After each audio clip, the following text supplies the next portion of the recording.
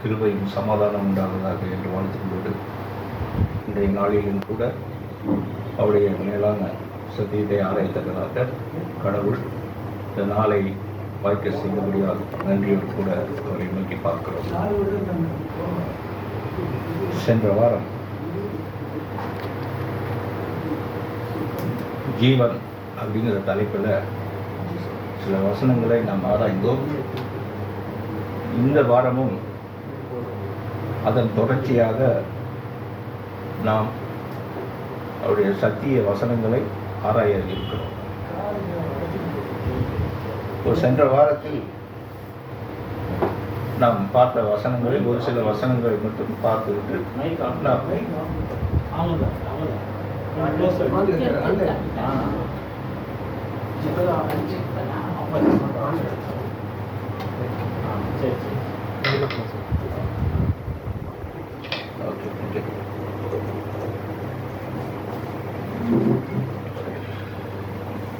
பொதுவாக நாம் ஜீவன் அப்படின்னு எடுத்துக்கொள்வது நமக்குள்ளேயும் இருப்பது ஜீவன். வசனமும் சொல்வது சத்திய வார்த்தை ஜீவன், கிறிஸ்துவும் ஜீவன் அப்படின்னு சொல்லப்பட்டிருக்கு. ஆனால் நாம் ஜீவனை அடைந்து கொள்ள வேண்டும் அப்படின்னு தான் வசனங்கள் நமக்கு தெளிவாக சொல்லப்பட்டிருக்கு. அப்போ நாம் அந்த ஜீவனை அடைந்தாயிற்றா, அதுக்கு உண்டான பயணத்தை நாம் தொடர்ச்சியாக போயிட்டு இருக்குமா அப்படிங்கிறது அது கேள்வி. அந்த பயணத்தில் நாம் போகும்போது அந்த ஜீவனை நாம் பெற்றுக்கொள்ளத்தக்கதாக நாம் என்னென்ன காரியங்கள் செய்திருக்கிறோம் அப்படிங்கிறத நாம் ஆராய இருக்கிறோம். இப்போ சென்ற வாரத்தில் நம்ம பார்த்தோம், நாம் கிறிஸ்து தான் ஜீவன், எங்கள் கைகளினாலே தொட்டு பார்த்ததும் அந்த ஜீவன் வெளிப்பட்டது, பிதாவினிடத்திலிருந்து எங்களுக்கு வெளிப்பட்டதுமான அந்த வார்த்தையை குறித்து நாங்கள் சாட்சி எழுதுகிறோம் அப்படின்னு யோவான் சொல்கிறார். அப்போது அது அப்படின்னு போயிட்டு அப்புறம் நம்முடைய ஜீவன் எப்படிப்பட்டது அப்படின்னு நான் பார்க்கும்போது அது கொஞ்ச காலம் தோன்றி பின்பு தோன்றாமல் போகிற புகையை போல இருக்கிறது அப்படின்னு பார்த்தோம். ஏன்னா அது ஜீவன் நம்முடைய ஜீவன் இப்போ இருக்கிறோம், அப்புறம் இல்லாமலே போய் விடுகிறோம். இப்போ இருக்கிறோம், அது இல்லாமலே போயிடுது. புகை எப்படி பார்வைக்கு தெரியும், மீண்டும் அது காற்றடிக்க கலைஞ்சி போகுது, அந்த மாதிரி தான். இப்போ அதுக்கு உதாரணமாக சொல்லப்பட்டிருக்கு. அதே போல் கிறிஸ்து தான் நமக்கு ஜீவன், சாவு எனக்கு ஆதாயம் அப்படின்னு பவுல் சொல்கிறார். அப்போ நம்முடைய ஜீவனாகிய கிறிஸ்துவை நாம் அறிய வேண்டும் அப்படின்ட்டு பார்த்தோம். இப்போ என்னை கண்டவன் ஜீவனை கண்டடைகிறான் அப்படின்ட்டு வசனங்கள் சொல்லுது. அப்போ அதை தேடுகிறவன் கண்டடைகிறான் அப்படின்ட்டு நாம் பார்ப்போம். ஜீவனை தேட வேண்டும், முதல்ல தேடணும். அப்போ தேடுன்னா எனக்கு அந்த நீதியின் பாதையில் நாம் செல்றதுக்கு நாம் முதல்ல போகணும்.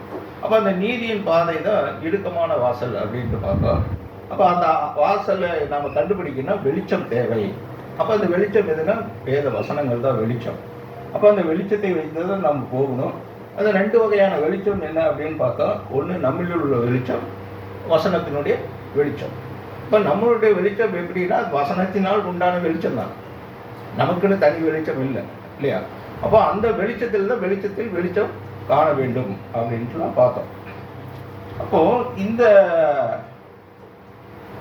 வசனங்களை நாம் ஆதாரமாக கொண்டு நாம் பார்க்கும்போது நாம் இப்போ பிதாவாகி கடவுள் என்ன சொல்கிறாரு, இருளிலிருந்து வெளிச்சத்தை பிரகாசிக்க வைத்தார் அப்படின்ட்டு. இப்போ நாமளும் இருளுக்கு உட்பட்டவர்களாக இருந்தோம்.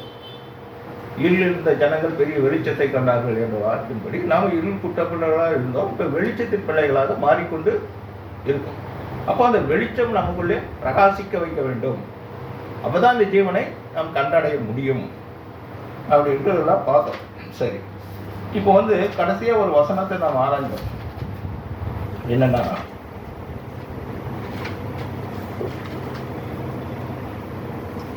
கொலேசியர் 3ஆம் அதிகாரம் 10ஆம் வசனம்.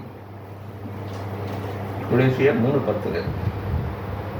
தன்னை சிருஷ்டித்தவருடைய சாயலுக்கு ஒப்பாய் பூரண அறிவடையும்படி புதிதாக்கப்பட்ட புதிய மனுஷனை தரித்துக் கொண்டிருக்கிறீர்களே. இப்போ தன்னை சிருஷ்டித்தவருடைய சாயலுக்கு ஒப்பான பூரண அறிவடையும்படி புதிதாக்கப்பட்ட அந்த புதிய மனுஷனை தரித்து கொண்டு இருக்கிறீர்களே அப்படின்ட்டு வேதம் சொல்லு. அவருடைய சாயலுக்கு ஒப்பாக. அப்போ நாம் அந்த புதிய மனுஷனை நாம் தரித்து கொண்டு இருக்கிறோமா அந்த ஜீவனை அடையிறதுக்கு? ஜீவனை அடையனா அந்த மனுஷனை நாம் தரித்து இருக்க வேண்டும் அப்படின்னு. அப்போ அந்த புதிய மனுஷன் சத்திய வசனத்தினால் ஜெனிப்பிக்கப்பட்ட அந்த அழியாத வித்தாகிய அந்த மனுஷனை நாம் தரித்து கொண்டு இருக்கிறோமா?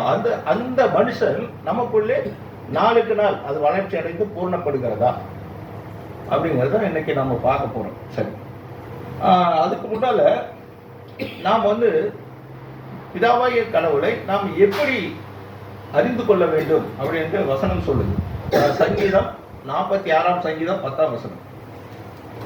சங்கீதம் 46:10. நீங்கள் அமர்ந்திருந்து நானே கடவுள் என்று அறிந்து கொள்ளுங்கள், ஜாதிகளுக்குள்ளே உயர்ந்திருப்பேன், பூமியிலே உயர்ந்திருப்பேன். இப்போ அவரை அறியணும்னா நாம அமர்ந்திருந்துதான் அறிய வேண்டும் அப்படின்ட்டு சொல்லுது. அமர்ந்திருந்தா ஜபம் அப்படின்னு எடுத்துக்கலாமா, இல்லை எப்படி அவரை இல்லையா? இப்போ சரி, இப்போ மத்திய 6ஆம் அதிகாரம் 6ஆம் வசனம். மத்திய 6ஆம் அதிகாரம் 6ஆம் வசனம். நீயோ ஜெபம் பண்ணும்போது உன் அறை வீட்டுக்குள் பிரவேசித்து உன் கதவை பூட்டி அந்தரங்கத்தில் இருக்கிற உன் பிதாவை நோக்கி ஜெபம் பண்ணு. அப்பொழுது அந்தரங்கத்தில் பார்க்கிற உன் பிதா வெளியரங்கமாய் உனக்கு பலனளிப்பார். இப்போ வசனம் தெளிவா சொல்லுது, நீங்கள் ஜெபம் பண்ணும்போது உன் அறை வீட்டுக்குள் பிரவேசித்து. இப்போ நம்ம வீட்டுக்குள்ள பிரவேசித்து கதவை தாக்கி இது அந்தரங்கத்தில் இருந்த பிதாவை நோக்கி ஜெபம் பண்ணுமா, இல்லை இந்த அரைக்கதவுங்கிறது எது அப்படிங்கிற கேள்வியெல்லாம் நமக்கு எழுது. இப்போ அந்தரங்கத்தில் பார்க்கிற உன் பிதா வெளியரங்கமாய் பலனளிப்பார் அப்படின்ட்டு. இங்க உன் பிதா என் பிதா இந்த வசனம் யோவான் 20ஆம் அதிகாரம் 17ஆம் வசனம்.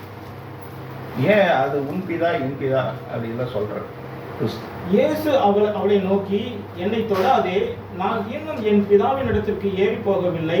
நீ என் சகோதரரிடத்திற்கு போய் நான் என் பிதாவின் இடத்திற்கும் உங்கள் பிதாவின் இடத்திற்கும் என் கடவுளிடத்திற்கும் உங்கள் கடவுளிடத்திற்கும் ஏறி போகிறேன் என்று அவர்களுக்கு சொல் என்றார்.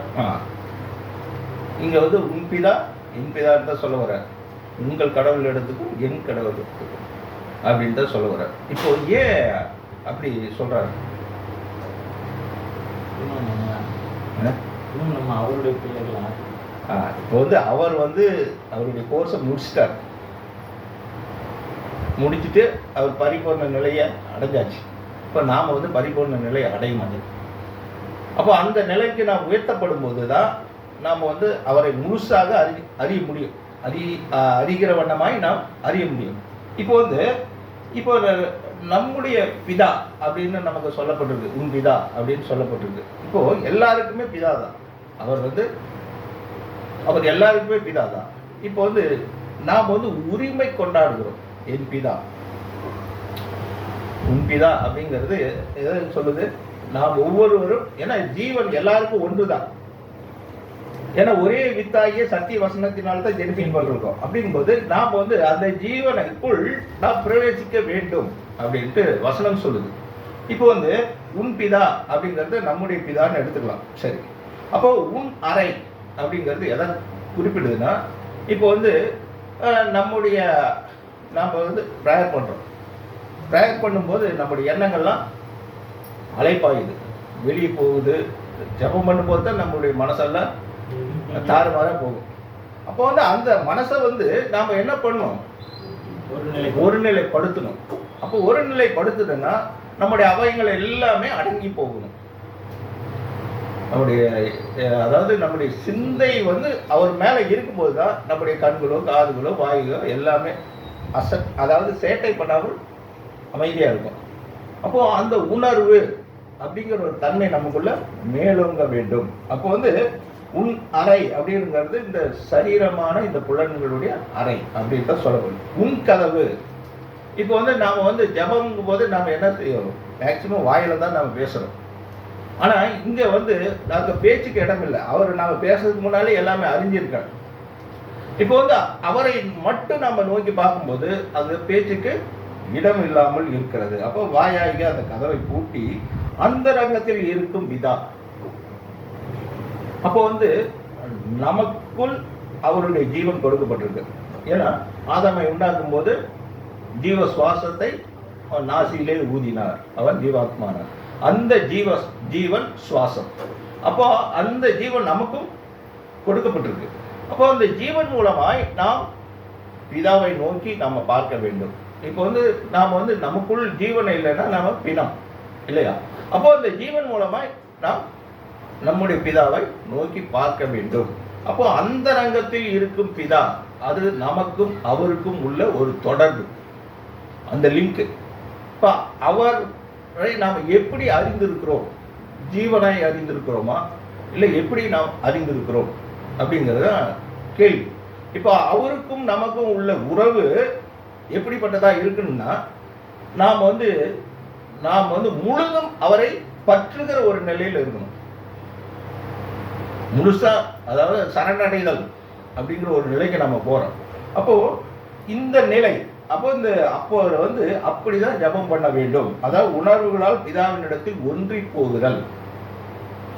அப்போ வந்து நம்முடைய உணர்வு முழுதுமாய் அவர் மேல் சார்ந்திருக்கும் பொழுது, அப்ப அவர் அந்த ரங்கத்தில் இருக்கிற பிதா நமக்குள் இருக்கும் ஜீவனோடு தொடர்பு கொண்டு அவருடைய வார்த்தைகளை நமக்கு கொடுக்கிறார்.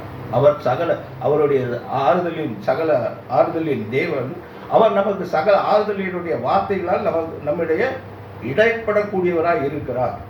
இந்த ரிலேஷன்ஷிப்பை நம்ம அனுதினமும் வளர்த்துக்கணும். இது வந்து நாம எப்படின்னா, தனிப்பட்ட விதத்துல நாம் அவரோடு எப்பயுமே ஒன்றி போகிறதை குறிக்கிறது. அப்படி இல்லாம நாம வந்து பலன் அடைய முடியாது. அப்ப நாம் எந்த அளவுக்கு அந்த அவரோடு நாம தொடர்பு வைத்துக் கொள்ளுகிறோமோ அந்த அளவுக்கு தான் நாம பலன் அடைய முடியும், வளர்ச்சி அடைய முடியும். சரி, அப்போ வெளியரங்கமாய் தன்னில் வெளிப்படும் ஆவியால் மறைபொருள் வெளியாக்கப்பட்டு வெளிச்சம் நமக்கு கிடைக்கிறது. சரி, அப்போ அவர் பதில் அளிக்கிறாரா, பலன் அளிக்கிறாரா? அந்த ரங்கத்தில் பார்க்கிற உன் பிதா வெளியரங்கமாய் உனக்கு பலன் அளிப்பார் அப்படின்ட்டு வசனம் சொல்லுது. அப்போ இந்த ஐக்கியப்படுதலின் பலன் அவரவர் ஜீவனோடு பிதாவின் ஆவியாகிய சத்திய வார்த்தை இணையும் போது அது பிரகாசமாகி வெளிச்சமாகி ஒளியாகிறது. அது நமக்கு சத்திய வெளிச்சத்தை நமக்கு கொடுக்கிறது. இப்படித்தான் நம்ம வந்து அவரோடு தொடர்பு கொள்ள முடியும்.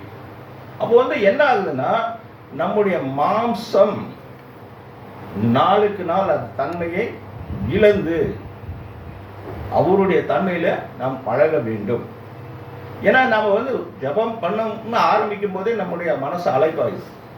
அப்போ வந்து நம் நாளடைவில் என்ன ஆகுதுன்னா, முழுசுமாய் அவரிடம் சரண்டர் ஆக ஆக என்ன ஆகுதுன்னா, நம்முடைய மனம் வந்து அவரை மட்டுமே நாடி தேடக்கூடியதாக இருக்கு, அவரோடு வாஞ்சிக்கக்கூடியதாக இருக்கு, அவரையே விரும்பி அவரோடு தொடர்பு கொள்ளக்கூடிய நிலையில அந்த உணர்வுகளால் கட்டப்பட்டவர்களாய் நாம் மாறுகிறோம். அந்த உணர்வு இந்த சரீரம் முழுதும் அவருடைய உணர்வாய் மாற வேண்டும் அப்படிங்கிறத இந்த வசனம் நமக்கு தெளிவாக்குகிறது. சரி, அப்படின்னா இடுக்கமான வாசல் வழியாய் உட்பிரவேசியுங்கள் என்று கடவுள் வார்த்தை சொல்கிறதே, அந்த வழியை காண நாம் விரும்புகிறோமா? இடுக்கமான வாசல் வழியாய் உட்பிரவேசியுங்கள் அப்படின்ட்டு வசனம் சொல்லுது. அப்போ அந்த வழியை காண நம்ம விரும்புகிறோமா அப்படிங்கிற ஒரு கேள்வியை நாம் வைக்கும்போது, சரி, அதுக்கு வந்து வேத வசனங்கள் நமக்கு வழிகாட்டுது. சங்கீதம் 34 சங்கீதம் 12 வசனம். சங்கீதம் 34:12.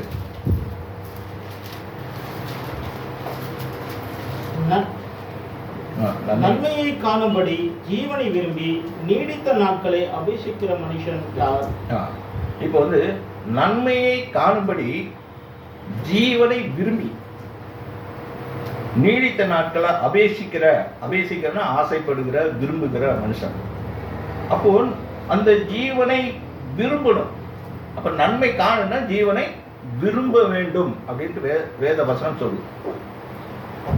அப்போ அந்த ஜீவனை நாம ரொம்ப வாஞ்சிக்கணும், அந்த ஜீவனை விரும்பி ஏற்கக்கூடியவர்களா இருக்கணும். அப்பதான் நாம நன்மையை காண முடியும். அப்போ ஜீவன் என்ற நன்மையை காண நமக்குள் தனியாத தாகம் உண்டாக வேண்டும். இந்த தாகம் இல்லையே, அதாவது விருப்பம் இல்லாமல் போனால் ஜீவன் எதுவென்று நமக்கு தெரியாது. இந்த தனியாத தாகம் நமக்குள்ள உண்டாகணும். அந்த நன்மையை காணணும், ஜீவன் எது அதை நம்ம கண்டடையணும் அப்படிங்கிறது நமக்குள்ளே அந்த உத்வேகம் அதிகமாகணும். அதிகமானதான் அந்த தனியாத தாகம் தான் அந்த ஜீவனுக்கு வழி நடத்தும். இப்போ ஸ்கூல்லேயே நம்ம எல்லாமே படிக்கிறாங்க, எல்லாத்துக்கும் ஒரே மாதிரி தான் பாடங்கள் சொல்லப்படுது. இப்போ ஒவ்வொரு ஸ்டூடெண்ட்டும் ஒவ்வொரு நிலையில் இருக்காங்க இல்லையா? அதே போலதான் நாம் நம்முடைய கடவுளிடத்தில் நம்முடைய தொடர்பு எப்படி இருக்குன்னா, நம்முடைய மனம் அதிகமாக அதில் ஈடுபாடு கொண்டு இருக்க வேண்டும் அப்படின்னு தான் சொல்லுது. அப்பதான் நம் நன்மையை காண முடியும். சரி, அப்படின்னா ஜீவன் எது அப்படின்னு ஒரு கேள்வி கேட்கும்போது மத்தேயு 19ஆம் அதிகாரம் 17ஆம் வசனம். மத்தேயு 19:17.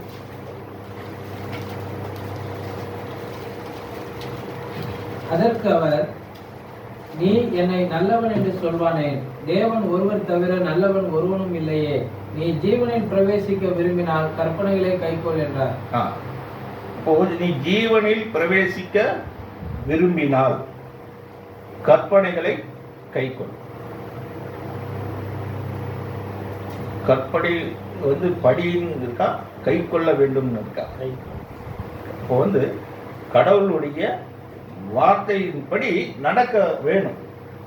அப்ப ஜீவனில் பிரவேசிக்க விரும்பினால், அப்ப ஜீவனை நாம் அடைய வேண்டும் அப்படின்னு விருப்பம் இருந்தால் அவருடைய வார்த்தையின்படி நடக்கக்கூடியவர்களால் நம்மை மாற்றிக்கொள்ள வேண்டும் அப்படின்னு தான் சொல்லுது. அப்போ கடவுளின் வார்த்தைப்படிதான் நடக்க வேண்டும் என்ற விருப்பம் மேலோங்க வேண்டும்.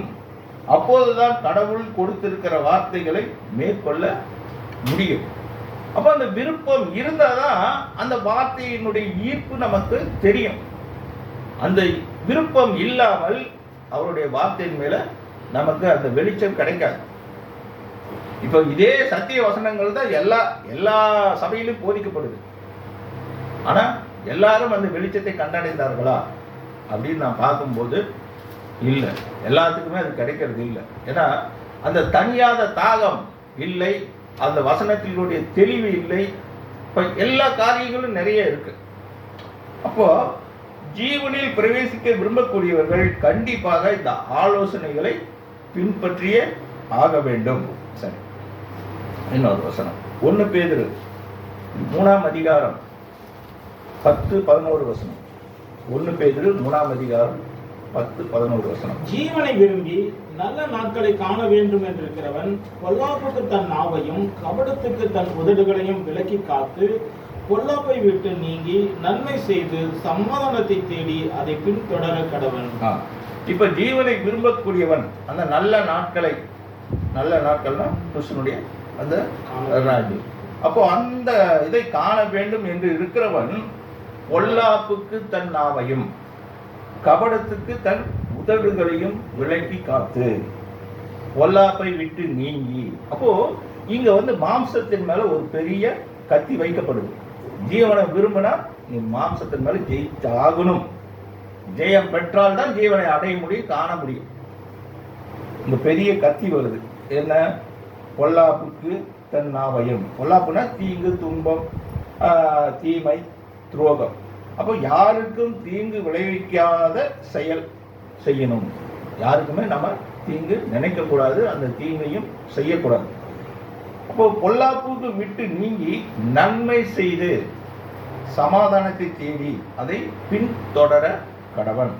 அப்ப ஜீவனை பின்பற்ற நினைப்பவர்கள் கற்பனைகளை கைக்கொண்டு அனுதினமும் கிறிஸ்துவை பின்பற்ற வேண்டும் இல்லையா? அப்போ இந்த விருப்பம் இப்போ அது ஆண்டவராகிய இயேசு கிறிஸ்து நமக்கு அது விருப்பமா கொடுக்குறார். நீ பின்பற்றுறியா? நீ விருப்பமா அதை பின்பற்றணும். இதை நான் சொல்றதுக்காக நீ பின்பற்றக்கூடாது. அது நாம் வாஞ்சித்து நாடணும். அது வந்து அந்த தாகம் வரணும், விருப்பம், அந்த தாகம் நமக்குள்ள வரணும். அப்படி வந்தாதான் நாம வந்து அது மேல விருப்பம் கொள்ள முடியும். எதையுமே விருப்பப்பட்டு ஏத்துக்கணும், விருப்பப்படாமல் வராது. அப்ப அந்த விருப்பம் உண்டானால்தான் ஜீவனுக்குள்ள போக முடியும். அந்த விருப்பம் நமக்குள்ள இல்லைன்னா நாம இன்னும் ஜீவனுக்கு வெளியே தான் இருக்கணும்னு அர்த்தம். சரி, அது என்னன்னு பார்க்கலாம். லூக்கா 9ஆம் அதிகாரம் 23ஆம் வசனம். பின்பு அவர் எல்லாரையும் நோக்கி, ஒருவன் என் பின்னே வர விரும்பினால் அவன் தன்னைத்தான் வெறுத்து தன் சிலுவையை அனுதினம் எடுத்துக்கொண்டு என்னை பின்பற்ற கடவன். என் பின்னே வர விரும்பினார். அப்போ விருப்பம் கொண்டு போனா அவர் என்ன சொல்றாரு? உன்னை நீ வெறுக்கணும், உன்னை நீயே வெறுக்கணும். அதே மாதிரி தன் சிலுவையை அனுதினமும் எடுத்துக்கொண்டு என்னை பின்பற்றணும். அப்போ தன்னைத்தான் வெறுத்து அப்படிங்கிறது இங்க எதை குறிக்குதுன்னா, தன்னுடைய மாம்ச இச்சைகளை விளக்கணும். ஏன்னா இந்த மாம்சம் தான் கீழ்ப்படிய கூடாமலா இருக்கிறது. நம்முடைய மாம்சம் அது வந்து நம்மை வந்து சரியான வழியில செயல்படுத்த விடாமல் நம்மை தடுத்து கொண்டு இருப்பது இந்த மாம்சம் தான். ஏன்னா அதன் ஆசை இச்சைகள், மாம்சத்தினுடைய ஆசை இச்சைகள் அந்த வெளிச்சத்துக்கு போக விடாம அது தடுக்குது எப்பயுமே.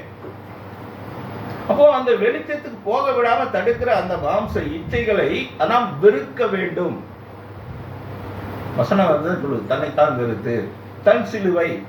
அப்போ இங்க வந்து பிதாவின் சித்தம் செய்ய நம்முடைய சித்தத்தை மறிக்க செய்ய வேண்டும். அதுதான் சிலுவை.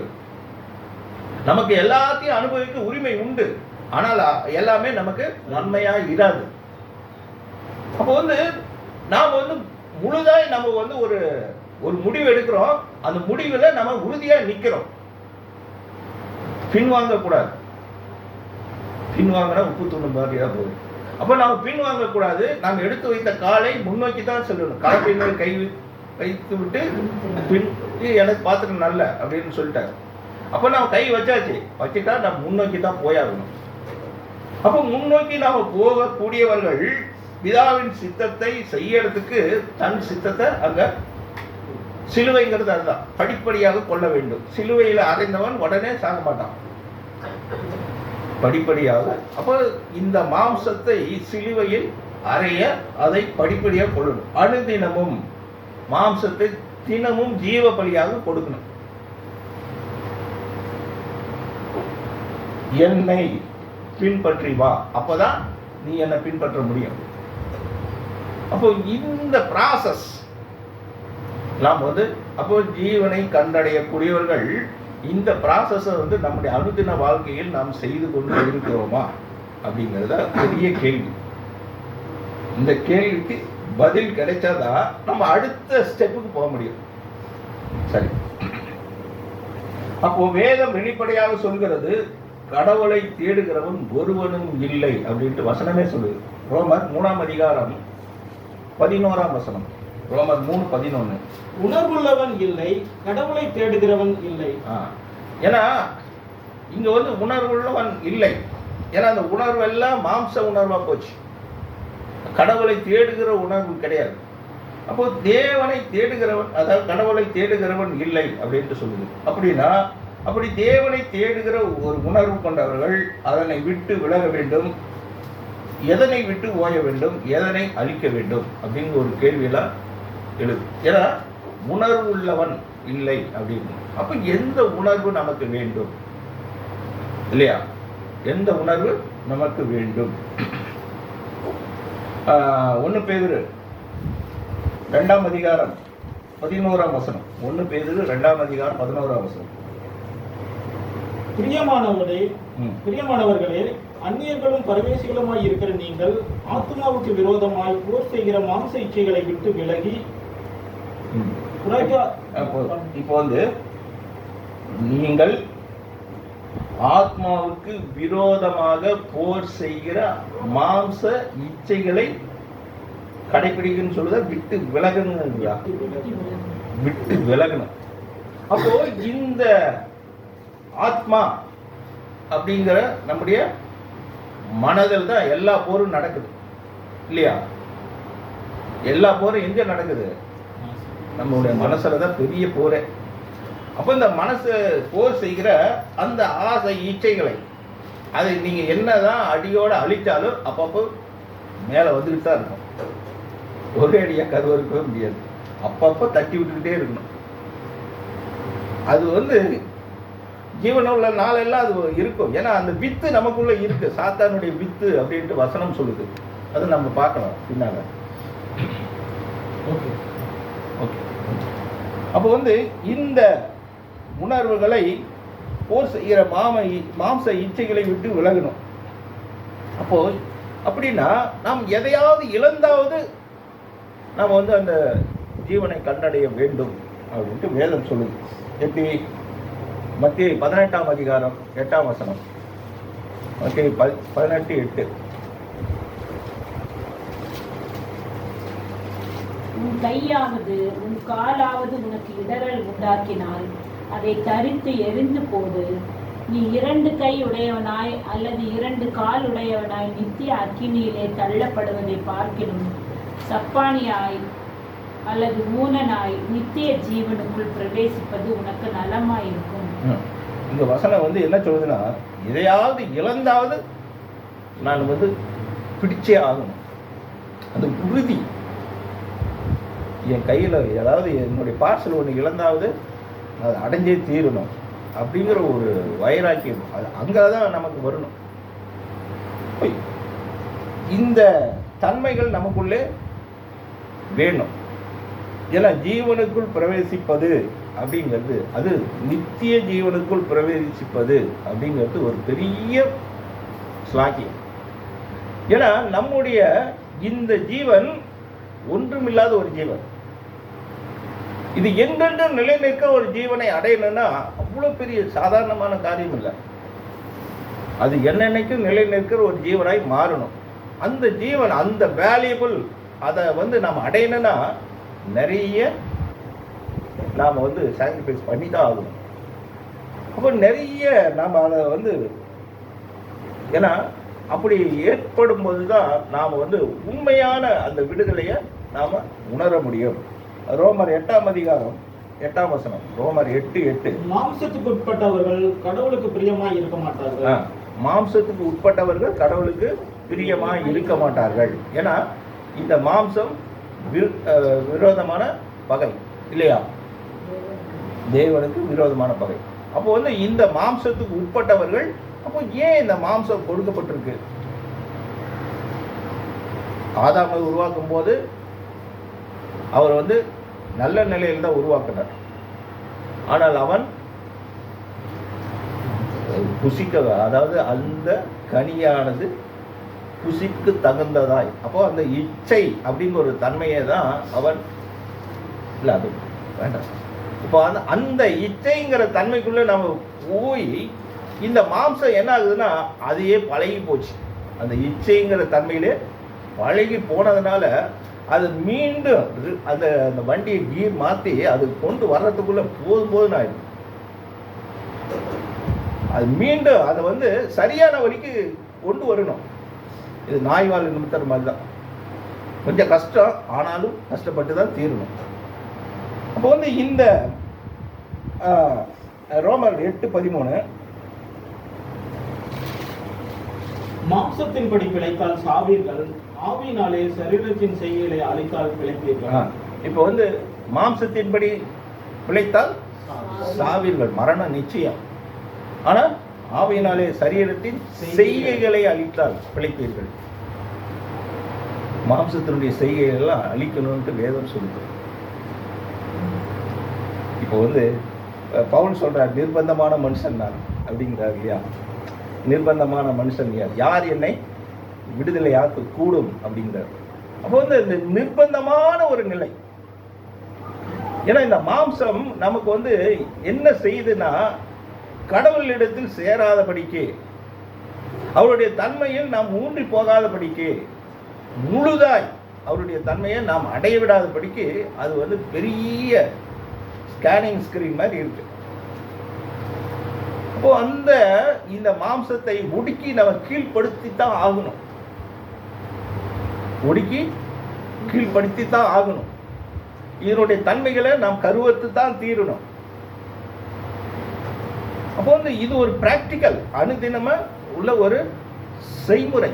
இந்த செய்முறையை நாம் அனுதினமும் கடைபிடித்து தான் ஆகணும். சரி, ரோமர் 7:24 அது படிச்சிடலாம். அந்த நம்பிக்கையினாலே நாம் ரட்சிக்கப்பட்டிருக்கிறோம். காணப்படுகிறதை நம்புகிறது நம்பிக்கை அல்ல, ஒருவன் தான் காண்கிறதை நம்ப வேண்டுவது என்ன? இல்ல, நிர்பந்தமான மனுஷன் நான், இந்த மரண சரீரத்தில் நின்று யார் என்னை விடுதலை ஆக்கும்? பவுலே சொல்றார், நம்மளே இந்த மரண சரீரத்திலிருந்து யார் என்னை விடுதலை ஆக்குவார். சரி, இன்னொரு வசனம் கூட நம்ம ஆராயலாம். 1 கொரிந்தியர் 9:27 மற்றவர்களுக்கு பிரசங்கம் பண்ணுகிற நான் தானே ஆகாதவனாய் போகாதபடிக்கு என் சரீரத்தை ஒடுக்கி கீழ்ப்படுத்துகிறேன். என் சரீரத்தை ஒடுக்கி கீழ்ப்படுத்துகிறேன். ஏன்னா இது கடவுளுக்கு கீழ்ப்படியாமல் தான் இருக்கு இந்த மாம்சம். அப்போ இந்த மாம்சத்தின் மேல வெற்றி சிறந்தே ஆகணும். இதை ஒடுக்கி எப்படினாலும் இதை அவருடைய அவருடைய தன்மையில அதை மாற்றி அமைக்கணும். இது அதாவது ஒரு மேஜிக் கிடையாது. இது உண்மையிலே நாம் அதை கையாளணும். கையாண்டா மட்டும்தான் அது அவருடைய தன்மையில நாம் உருவாக முடியும். அப்போ இந்த சரீரத்தை ஒடுக்காமல் ஜீவனை பெற முடியாது. இந்த மாம்சத்தில் நன்மை வாசமாய் இருப்பதில்லை. ரோமர் 7:18 அது எப்படி எனில், என்னிடத்தில், அதாவது என் மாம்சத்தில் நன்மை வாசமாய் இருக்கிறதில்லை என்று நான் அறிந்திருக்கிறேன். நன்மை வாசமாய் இருக்கிறதில்லை என்று அறிந்திருக்கிறேன். நன்மை செய்ய வேண்டும் என்கிற விருப்பம் என்னிடத்தில் இருக்கிறது, நன்மை செய்வதோ என்னிடத்தில் இல்லை. அப்போ இந்த மாம்சத்தில் நன்மை வாசமாய் இருக்கிறதில்லை என்று நான் அறிந்திருக்கிறேன். நன்மை செய்ய வேண்டும் என்ற விருப்பம் என்னிடத்தில் இருக்கிறது, ஆனால் நன்மை செய்வது என்னிடத்தில் இல்லை. அப்போ இந்த மாம்ச சரீரம் நமக்கு மரணம். அப்போ இதிலிருந்து நம்மை விடுதலை ஆக்கணும். இப்போ நன்மை இந்த சரீரத்தில் ஏதாவது வாசமாக இருக்குதுன்னா வசனமே சொல்லுது எதுவுமே இல்லைங்குது. அப்போ இந்த மாம்சத்தை வச்சு தான் நாம் அந்த நன்மையை பெற்றுக்கொள்ள வேண்டும், ஜீவனை பெற்றுக்கொள்ள வேண்டும், ஜீவனை கண்டடைய வேண்டும், ஜீவனுக்குள் பிரவேசிக்க வேண்டும். அப்போ ஜீவனை பரிபூர்ணப்படுத்துறதுக்கு உண்டான வழிகளை ஆராய வேண்டும். எல்லாமே இந்த சரீரத்தை வச்சு தான் நம்ம செஞ்சாகும். அப்போ அதுக்கு ஏற்ற உகந்ததாக இந்த சரீரத்தை மாற்றி அமைச்சே ஆகும். மாற்றி அமைச்சு தான் ஆகும். மாறாமல் அந்த மாற்றத்துக்குள்ளே நம்ம நுழைய முடியாது. ஏன்னா இதுலேயே நம்ம போராடிக்கிட்டு இருந்தால் நாம் எப்போதான் அந்த நிலைக்கு நம்ம உயர்றது இல்லையா? சரி, ஏனெனில் நாம் பாவத்துக்கு கீழாக விற்கப்பட்டு போகிறோம் அப்படின்ட்டு வசனம் தெளிவாக சொல்லுது. ரோமர் 7:14. மேலும் நமக்கு தெரிந்திருக்கிறபடி நியாயப்பிரமாணம் ஆவிக்குரியதாய் இருக்கிறது, நானோ பாவத்துக்கு கீழாக விற்கப்பட்டு மாம்சத்துக்குரியவனாய் இருக்கிறேன். இப்போ நானும் பாவத்துக்கு கீழாக விற்கப்பட்டு மாம்சத்துக்கு உரியவனாய் இருக்கிறேன். அப்போ இந்த மாம்சம் மாம்சம் ஒன்றுக்கு உதவாதுன்னு சொல்லி இல்லையா? அப்போ இந்த மாம்சத்தை வச்சு தான் நாம் மேலானதை நாட வேண்டும். அதுக்காக தான் இந்த மாம்சத்தை மாற்றி அமைக்கிறதுக்கு உண்டான வழி என்ன அப்படின்னு நான் பார்க்கலாம். ரோமர் 7:19-20. ஆதலால் நான் விரும்புகிற நன்மையை செய்யாமல் விரும்பாத தீமையையே செய்கிறேன். அந்தப்படி நான் விரும்பாததை நான் செய்தால் நான் அல்ல, எனக்குள்ளே வாசமாயிருக்கிற பாவமே அப்படி செய்கிறது. அப்போ இங்க வந்துச்சு பாயிண்ட். விரும்பாததை நான் செய்தால் நான் அல்ல, எனக்குள் வாசமாயிருக்கிற பாவமே அப்படி செய்கிறது அப்படின்னு வசனம் தெளிவாக சொல்லுது. அப்படின்னா அப்போ என்னில் உள்ள பாவ பிரமாணம் என்னை சிறையாக்கி கொள்கிறது. வந்து என்னுள் இருக்கிற அந்த பாவத்தை நாம கண்டறியணும், ஐடென்டிஃபை பண்ணி ஆகணும். அந்த பாவம்னா என்ன, அப்போ ஏன் அதை நம்மை சரிப்படுத்துது? இந்த வசனங்களை பார்க்கலாம். ரோமர் 7ஆம் அதிகாரம் 21 முதல் 23ஆம் வசனம் முடியும். ஆனபடியால் நன்மை செய்ய விரும்புகிற என்னிடத்தில் தீமை உண்டென்கிற ஒரு பிரமாணத்தை காண்கிறேன். உள்ளான மனுஷனுக்கு ஏற்றபடி கடவுளுடைய நியாயப்பிரமாணத்தின் மேல் பிரியமாயிருக்கிறேன்.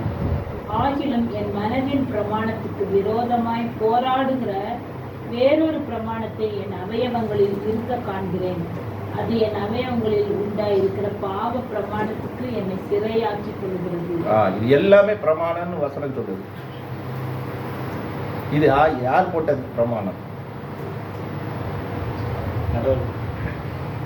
என் மனதின் பிரமாணத்துக்கு விரோதமாய் போராடுகிற வேறொரு பிரமாணத்தை என் அவையில் இருக்கிறதை காண்கிறேன்.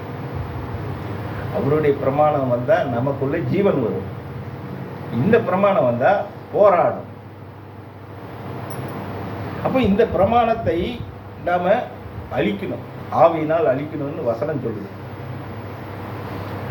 என் மனதின் பிரமாணத்துக்கு விரோதமாய், மனத்திற்கு விரோதமான்னு சொல்ல, மனதிற்கு பிரமாணம். அப்போ பிரமாணம் அப்படிங்கிறது எது? கட்டளைகள். அப்போ இந்த கட்டளை கொடுக்கக்கூடியவன் யார்? நமக்குள்ள. அப்போ ரெண்டு ஃபோர்ஸ் நமக்குள்ள ரெண்டு ஃபோர்ஸ் நமக்குள்ள இருக்கு. அப்போ இந்த ரெண்டு ஃபோர்ஸையும் நாம வந்து ஜெயிக்கணும். அதாவது இதுல வந்து எந்த ஃபோர்ஸை அதிகமாக்குறோமோ அப்போ நமக்குள்ள வெளிச்சம் வர வர இந்த இருளின் வெளிச்சம் படிப்படியா குறைஞ்சி போயிட்டே இருக்கும். இதுதான் வந்து மெயினானது. அப்போ வந்து வெளிச்சத்தை அதிகரிக்கணும். வெளிச்சம் அதிக ஆக என்ன ஆகுன்னா, இதை வந்து இந்த அவைகளெல்லாம் நம்மளால் மாற்றி அமைக்க முடியாது. சத்திய வசனத்தினுடைய வெளிச்சம் வந்தா ஆட்டோமேட்டிக்கா இது எல்லாமே மறைஞ்சிடும். இது எல்லாம் வந்து இந்த காதையும் மாற்றி அமைக்க முடியாது, இந்த கண்ணையும் மாற்றி அமைக்க முடியாது. அங்கே உள்ள அந்த வெளிச்சம் வந்துச்சுன்னா ஆட்டோமேட்டிக்காக இந்த இருளுடைய தன்மைகள் மாறிடும். நீங்க பார்க்கலாம், ருசித்து பார்க்கலாம். அப்போ வந்து அந்த வெளிச்சத்தின் தன்மைகளை உணர்ந்து கொண்டவர்களாய் நாம் வந்து இந்த பிரமாணம் அப்படிங்கிற நோக்கத்துல தான் நம்ம இதை பார்க்கணும். அப்போ பிரமாணத்தை நாம வந்து கருவறுக்க வேண்டும். பாவ பிரமாணத்தை கருவறுக்கணும். சரி, நம்ம சிறையாக்கி கொள்கிற அந்த பாவ பிரமாணம் 1 இச்சை, 2 மாம்சம். சரி, ரோமர் 7ஆம் அதிகாரம் 5ஆம் வசனம். நாம் மாம்சத்திற்கு உட்பட்டு இருந்த காலத்தில் நியாய பிரமாணத்தினாலே தோன்றிய பாவ இச்சைகள் மரணத்திற்கு ஏதுவான கனிகளை கொடுக்கத்தக்கதாக நம்முடைய அவைகளிலே பலன் செய்தது. இப்போ வந்து மாம்சத்துக்கு உட்பட்டு இருந்த காலங்களில் பாவ இச்சைகள் மரணத்துக்கு ஏதுவாக கனிகளை கொடுக்கத்தக்கதாக நம்முடைய அவைகளில் பலன் செய்தது. அப்போ வந்து இந்த சரீரம் மரணத்துக்கு ஏற்ற கனிகளை கொடுக்குது. ஏன்னா இது வந்து இந்த சரீரத்தில் ஒரு விருட்சம் இருக்கு.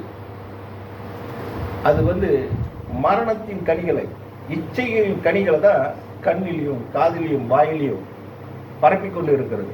புறஜாதியர்கள் அப்படிதான் இருக்காங்க. அப்போ வந்து அதன்படி நாம இல்லாமல் அப்படி இருக்கிற அந்த விருட்சத்தின் தன்மையை மாற்றி அமைக்கிறோம். ஜீவ விருட்சத்தை கொண்டு வரோம் நமக்குள்ள. ஜீவ விருட்சங்கிறது அவருடைய வார்த்தை. அப்போ அந்த வார்த்தையை கொண்டு வரும்போது இந்த பாவ பிரமாண கனிகளை கொடுத்து கொண்டு இருக்கிற நம்முடைய அவயங்கள் எல்லாமே ஆவிக்குரிய கனிகளை கொடுக்க ஆரம்பிக்கிறது. மாற்றி அமைக்கிறோம். இனி வந்து நான் வந்து யாருக்கு எதுக்கு கீழ்ப்படிவேன் அப்படிங்கிற ஒரு முடிவு எடுக்கணும். அவருடைய வார்த்தையின்படி நான் செயல்பட வேண்டும் அப்படிங்கிற ஒரு முடிவு எடுக்கப்படும் போது அந்த பூர்ணத்தினுடைய தன்மை, வெளிச்சத்தினுடைய தன்மை வந்து நம்முடைய சரீரத்தினுடைய தன்மைகளை மாற்றிவிடும். இப்போ இங்கே இருள் இருக்கு, ஒரு கேண்டில் வந்து பற்ற வச்சா என்ன ஆகும்? அந்த இருள் போயிடும். அதே போல தான். அப்போ இருள் கவி கொள்ளாது. ஆனால் அந்த வெளிச்சம் போச்சுன்னா இருள் வந்துடும். அதே போலதான் நமக்குள்ள வெளிச்சம் இருந்தால் எல்லா தன்மையிலிருந்து வெற்றி அடைய முடியும்.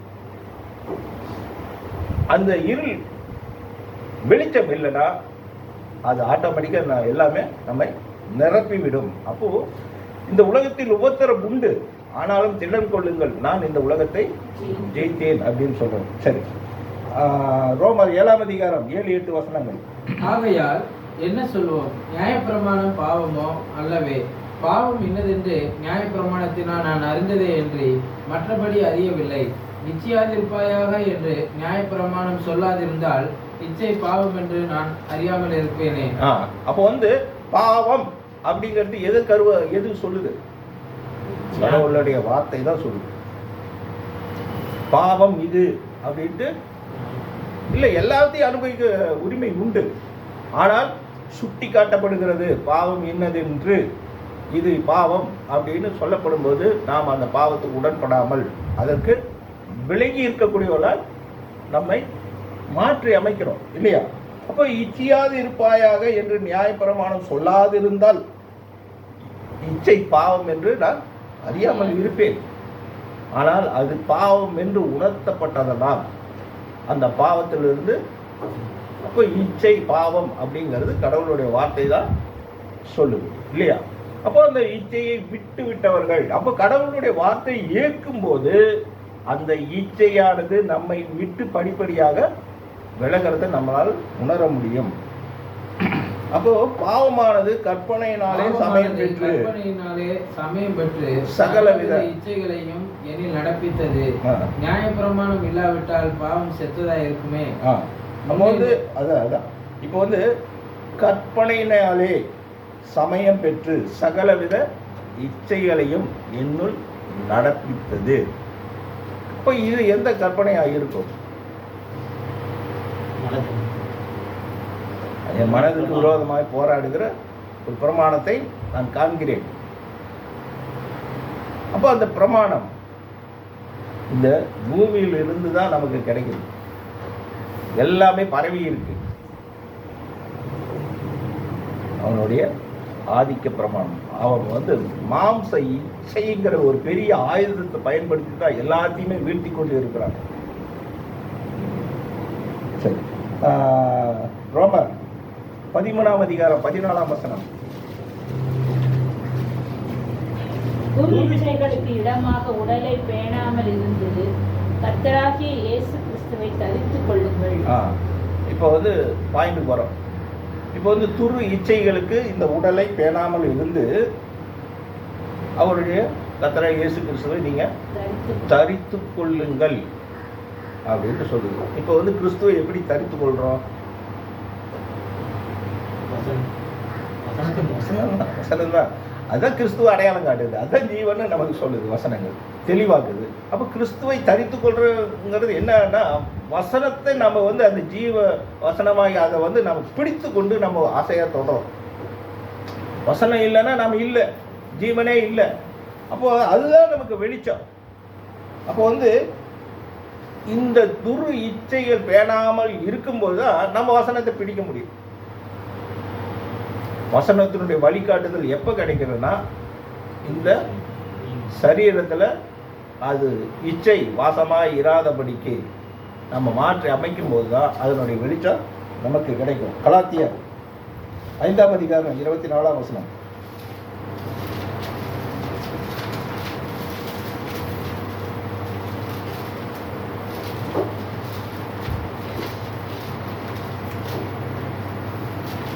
கிறிஸ்துவினுடையவர்கள் தங்கள் மாம்சத்தையும் அதன் ஆசை இச்சைகளையும் சிலுவையில் அறைந்திருக்கிறார்கள்.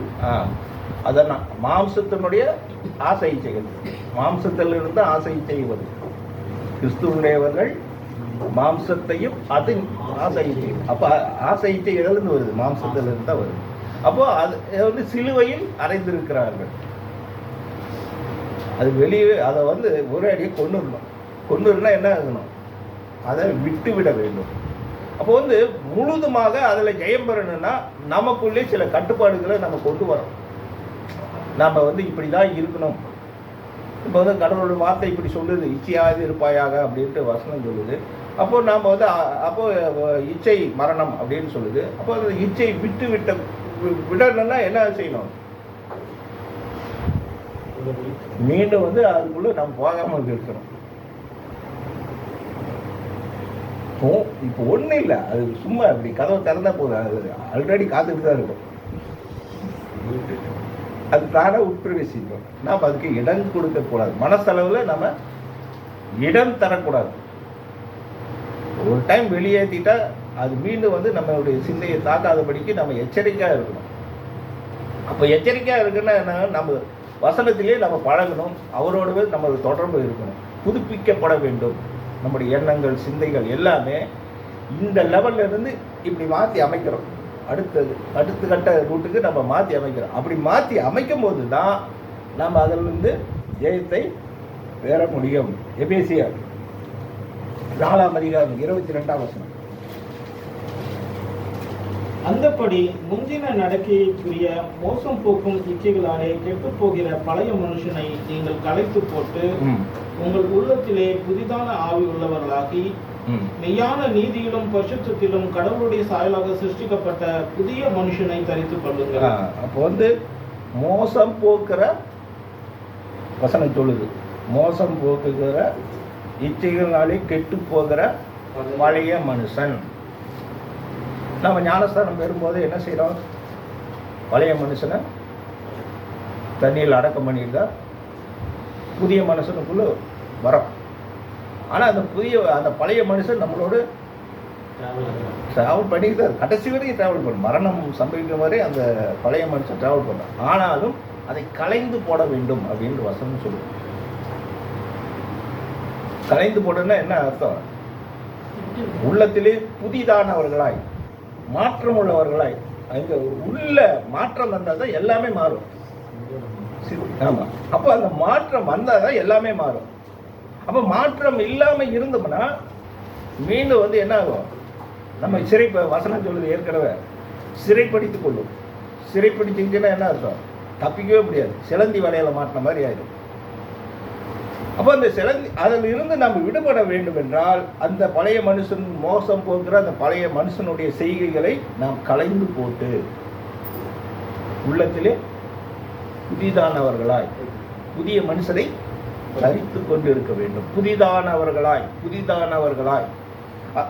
அப்போ இதுதான் வந்து அதனுடைய சூட்சுமம். அப்போ அந்த சூட்சுமத்தை நம்ம கடைபிடிச்சு ஆகும். சரி, கொலேசியர் 3:5.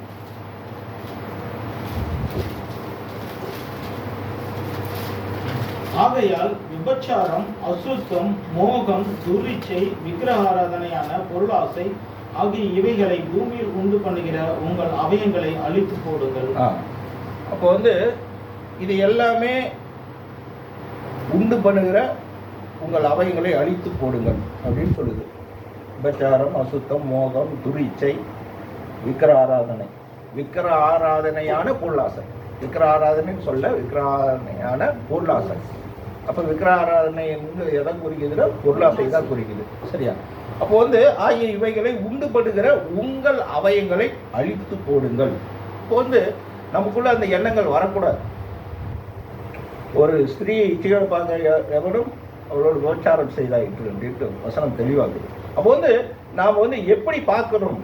எல்லாமே கிறிஸ்துவாய் நினைத்து நம் சகோதர சகோதரிகளை நேசிக்கக்கூடியவர்களாய் நாம் இருக்கிறோம். அதே போல எல்லாரும் நம்ம இப்போ அலுவலகத்தில் நம்ம போய் பழகிறோம். அப்போ வந்து எல்லாருமே நம்ம எப்படி பார்க்குறோம்? சகோதர சிநேகத்தோடு தான் நம்ம பார்க்கணும். அப்படி அந்த மாற்றி அமைக்கப்பட்ட கண்ணோட்டம் நமக்கு வேணும். அப்போதான் அந்த அசுத்தம், மோகம், துரிச்சை இது எல்லாமே நமக்குள்ளே பேணாமல் இருந்து நம்ம அதை விட்டு விடக்கூடியவர்கள். அப்போ இந்த சரீரத்தினுடைய இந்த அவயங்களை அழித்து போட வேண்டும். இதுதான் வந்து உண்டு பண்ணுது. அப்போ வந்து இந்த கண்கள், காதுகள் இதெல்லாம் எப்படின்னா உள்ள என்ன நினைக்குதோ அதுதான் செயல்படுத்துது. இதை தானே செயல்படல, அங்கே உள்ள என்ன நினைக்கிறோமோ அதை இது எல்லாமே செயல்படுத்துது. அப்போ இங்கே உள்ள அந்த மாற்றம் வந்தால் இது எல்லாமே ஆட்டோமேட்டிக்காக அநீதியான அவயங்கள் எல்லாம் நீதியின் அவயங்களாக மாறிடும். சரி, யாக்கோப்பு 1:5.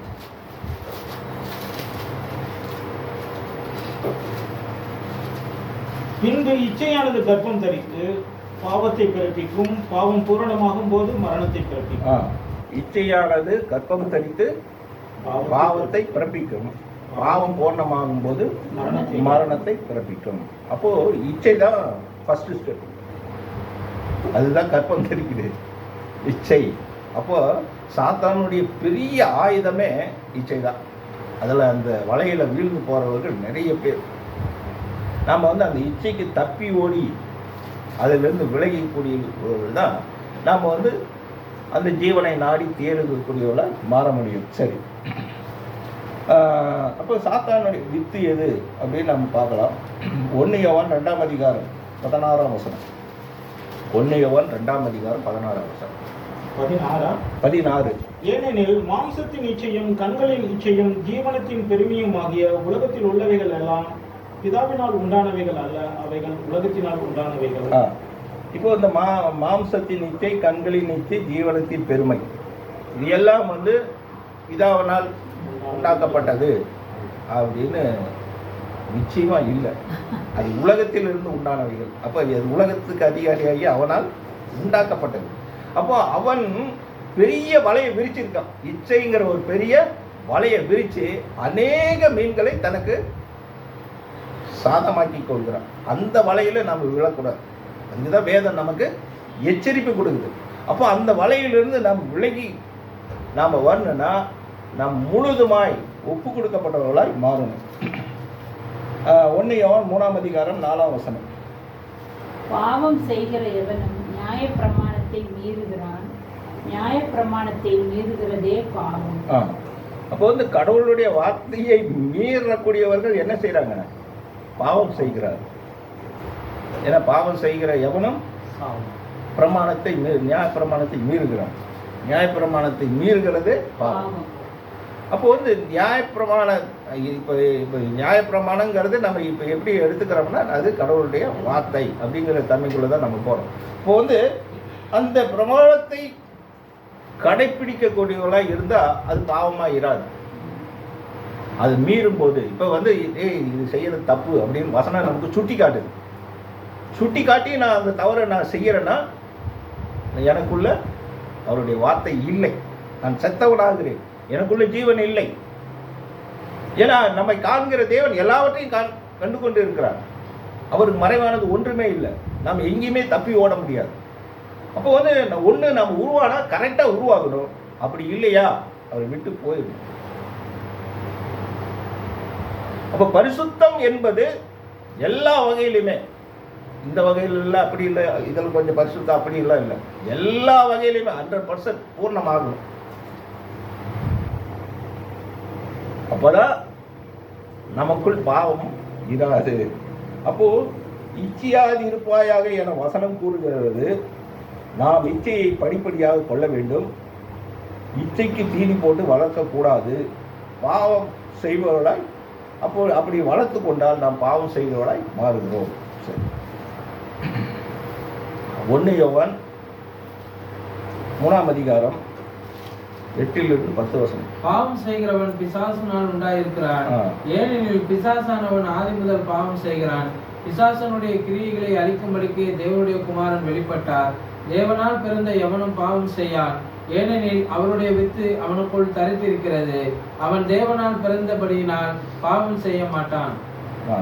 இப்போ வந்து பாவம் செய்கிற எவனும் பிசாசினால் உண்டாயிருக்கிறான். ஏன்னா அந்த பிசாசானவன் ஆதி முதல் பாவம் செய்கிறான். பிசாசனுடைய அப்போ வந்து அந்த வித்து, அந்த பாவங்கிற வித்து அவனுக்குள் தரித்திருக்கிறது. தேவனால் பிறந்தவன் எவனும் பாவம் செய்யான். அப்போ சத்திய வசனத்தினால், அழியாத வித்தாகிய சத்திய வசனத்தினால் பிறந்தவர்கள் அப்போ அந்த பாவத்துக்கு உடன்பட மாட்டார்கள். அப்போ அதிலிருந்து விலகி கொள்ளக்கூடியவர்கள். இப்போ கடவுளால் பிறந்த எவனும் பாவம் செய்ய மாட்டான், ஏனெனில் அவருடைய வித்து அவனுக்குள் தரித்திருக்கிறது. அவன் கடவுளால் பிறந்தபடியால் பாவம் செய்ய மாட்டான். அப்போ வந்து அது துணிவு நமக்குள்ள வராது. இப்போ எல்லாவற்றுக்குமே நமக்கு வசனம் தான் வழிகாட்டுது. நம்மை உருவாக்குவதும் நம்மை மறுவப்படுத்துவதும் நம்மை பிரவேசிக்க வைப்பதும் ஜீவனை அடைய செய்வதும் எல்லாமே வார்த்தை தான். அப்போ அந்த வார்த்தையை நாம் உட்கொள்ளக்கூடியவர்களாய் மாறணும். 10ஆம் வசனம், இதனாலே தேவனுடைய பிள்ளைகள் இன்னார் என்றும் பிசாசின் பிள்ளைகள் இன்னார் என்றும் வெளிப்படும். நீதியை செய்யாமலும் தன் சகோதரனில் அன்பு கூறாமலும் இருக்கிற எவனும் தேவனால் உண்டானவன் அல்ல. சரி, அப்போ தேவனுடைய பிள்ளைகள் இன்னார் என்றும் பிசாசு, அப்போ 2 வகை பார்ட் இருக்கு. அப்போ அவனுடைய வித்தும் இருக்கு, சத்திய வெளிச்சத்தில் கடவுளுடைய வித்தும் இருக்கு. அப்போ இதுல நாம எந்த வித்தின் பக்கம் இருக்கிறோம் அப்படிங்கிறது முடிவு பண்ணலாம். நான் முடிக்கலாம் அப்படின்னு பார்த்தேன், முடியல. மீண்டும் அடுத்த வாரம் சொல்லலாம்னு நினைக்கிறேன். ஓகே, எல்லாமே